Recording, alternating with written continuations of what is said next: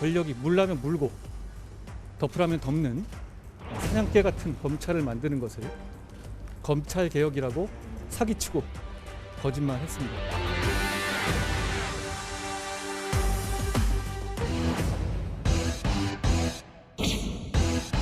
국민들에게 피해를 주는 잘못된 내용으로 진행된 잘못된 입법이기 때문에 위헌입니다. 수사권이 약화될 이유도 없고 국민들 피해가 발생될 이유도 없다. 헌법재판소가 이건 선을 넘은 것이고 이래서는 안 된다고 단호하게 선언해 주시기를 기대합니다. 법무부 장관은 수사권 소추권이 없기 때문에 권한쟁의 심판을 청구할 자격이 없습니다.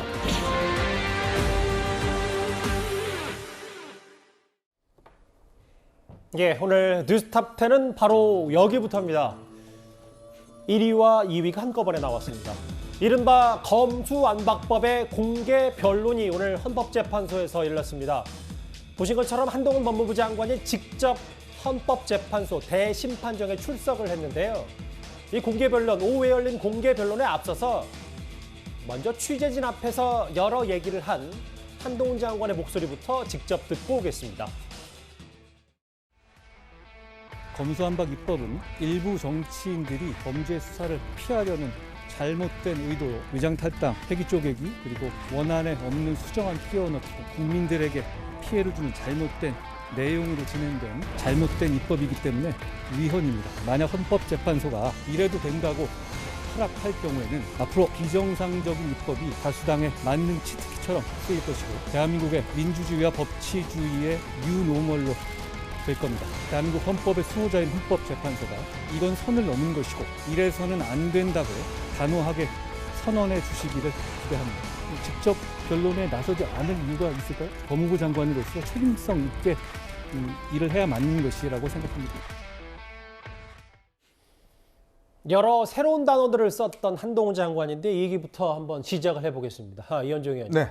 앞서 들으셨던 것처럼 만약 헌법재판소가 이 검수완박 입법을 허용한다면 앞으로 대한민국에서는 이런 장면이 반복될 것이다. 선을 넘었다는 표현도 썼고 대한민국에서 이 정도는 안 된다. 멈출 수 있는 곳은 이제 헌법재판소뿐이다. 한동훈 장관이 헌법재판소 들어가기 전에 기자들 앞에서 이런 얘기를 했어요. 네, 제 기억으로는 아마 법무부 장관이 헌법재판소의 재판장에 선 거는 예전에 통진당 정당해산 심판 청구 때 그때 아마 황교안 장관이 있었던 것으로 기억합니다. 예.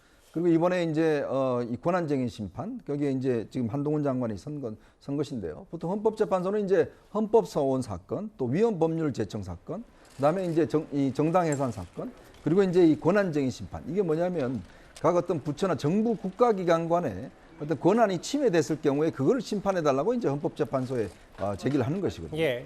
그래서 이제 한동훈 장관이 본인이 직접 나서서 이제 이야기를 한 것인데 사실 이게 어떤 면에서 보면 마지막 이제 어떤 결정을 내리는 순간이 할 수가 있겠죠. 그렇죠. 왜냐하면 이제 헌법재판소는 헌법에 맞느냐 안 맞느냐, 헌법 정신에 맞느냐 안 맞느냐를 결정하는 곳이기 때문에 예. 지금 현재 제기되고 있는 이제 검수완박법, 검찰청법 개정안과 형사법 개정안 이거 자체가 이제 곧 시행이 되지 않습니까? 그러니까 이것 자체가 결국은 이제 이 검찰의 어떤 권한을 침해했다. 이런 것을 아마 이제 주로 이야기를 하는 것이고 예. 이것이 만약에 이제 헌법재판소에서 기각을 할 경우에는 뭐 더 이상 이제 의미가 없어지는 것이고 만약 인용을 할 경우에는 이게 이제 문제가 상당히 이제 앞으로 복잡해지는 상황이 될 것 같습니다. 예. 그래서 아마 한동훈 장관 입장에서 보면 결국 이런 역사적인 이 권한쟁의 심판에 본인이 직접 나서서 헌법재판관들에게 호소하겠다 이런 어떤 취지인 것 같습니다. 예. 이 말이 한동훈 장관의 말 인상적이네요. 선을 넘었다. 거대 야당을 가리키는 것 같은데 이제 헌법재판소뿐이다. 좀 더 구체적인 내용은 제가 직접 읽어볼게요. 한동훈 장관 말은 이렇습니다. 민양배 의원의 이른바 위장탈당, 회기 쪼개기, 수정안 끼워넣기 등 국민에게 피해를 주는 잘못된 입법이므로 위헌이다. 앞서 들으셨던 것처럼 기자들에게 반문을 했어요. 왜 법무부 장관 직접 변론하냐? 직접 변론 안 할 이유가 없지 않냐. 법무부 장관으로서 책임 있게 일해야 한다. 조금 더 좀 살펴보고 가고 싶어서 노도열 교수님, 법대 교수시니까 이게 왜 어떤 부분에서 권한쟁의 심판이 진행되는지 네. 이 부분을 좀 쉽게 좀 알려주세요. 예, 뭐 지금 말씀하셨는데 우리 헌법 111조에 보면 헌법재판소는 이러이러한 사항을 관장한다 이렇게 돼 있어요. 많이 듣는 게 보통 헌법소원이 제일 많이 듣죠. 예. 그다음에 이제 그 위헌법률 심판도 있고요. 또 우리 역사상 뭐 탄핵도 있었고 정당 해산도 있었는데 헌법재판소 관장 사항 중에 하나가 바로 권한쟁의입니다. 권한쟁의인데 예. 이건 또 국가기관 상호 간에 아하. 국가기관 상호 간입니다. 국가기관 서로 권한의 존부에 대한 다툼이 있을 때 이걸 이제 권한쟁의 심판을 통해서 헌재가 어떤 기관이 어떤 기관의 권한을 침해했다든가. 지금은 입법부대 행정부가 된 셈이잖아요. 그렇죠. 예, 예. 일단 그러니까 법무부가 이제 그 국회를 상대로 해서 그렇죠. 이와 같은 권한쟁의 심판을 청구한 건데 이 말 그대로 보면 이 문제가 상당히 쉽지 않다는 게 바로 느껴집니다. 권한제 국가기관 상호간이라 했으니까 예. 국회는 국가기관이 맞죠. 그런데 법무부가 바로 우리가 지금 현재 헌법에서 얘기하는 국가기관인지는 문제가 있습니다. 논란의 여지가 있고요. 거기다가 또 법무부 소속인 검사의 권한을 침해했다는 것이거든요. 예. 이 검수한 바 입법이 그러니까 바로 이제 그 법무부가 한동훈 장관이 아무리 명변론을 한다 하더라도 예. 넘기 어려운 첫 번째 장애물이 바로 법무부와 법무부 소속 검사들이 바로 국가기관에 해당하느냐 아하. 이 부분이 문제가 되는 겁니다. 그게 참 제 전망까지 얘기해도 괜찮나요? 아이 그럼요. 네, 전망을 얘기하면 쉽지 않다. 뭐 불가능하다고 하지는 않겠지만 한동훈 장관 입장에선 쉬운 길이 아니다 이 말씀하시는 그렇습니다. 겁니까? 예, 쉽지 않고요. 지금 현재 국회는 이 부분 말고 법무부가 지금 국회를 상대로 한 권한쟁의 심판 말고 예. 또 하나가 국회의원들 즉 국민의힘 의원들이 이제 국회 상대로 해서 제기한 권한쟁의 심판이 있거든요. 그거는 이제 국회의원들이 제기한 거니까 국가기관으로 인정받습니다.